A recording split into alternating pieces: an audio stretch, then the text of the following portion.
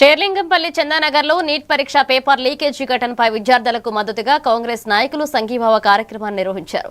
Congress incharge Jagadish Goud మాట్లాడుతూ paper leakage వల్ల నిజాయితీగా పరీక్షలు రాసే విద్యార్థులు నష్టపోతున్నారని ఆవేదన వ్యక్తం చేశారు.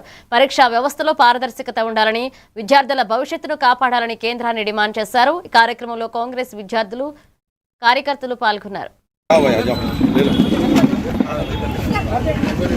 జై మహిళా కాంగ్రెస్, జై సోషల్ మీడియా, జై సేవ.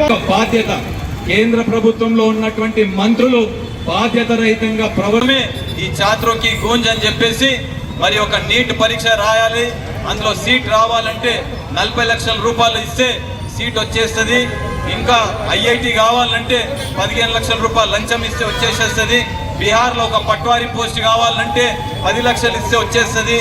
ఎస్ఐ పోస్టు ఒడిశాలో కావాలంటే 25 లక్షలు ఇస్తే వచ్చేస్తుంది అని చెప్పేసి స్క్రీన్ పెట్టి కనువిప్పి చేసే విధంగా ఎక్స్ప్లెయిన్ చేయడం జరిగింది.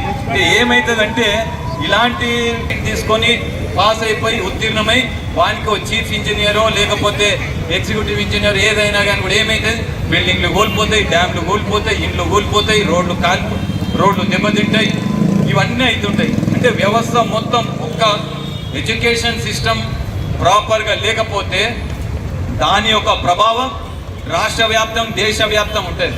ఈ విధంగా మనము అన్నటువంటి ఆలోచనతోటి మరి ఆ విధమైనటువంటి అమానుషమైనటువంటి దాడులు విద్యార్థుల పైన చేయడం జరిగింది.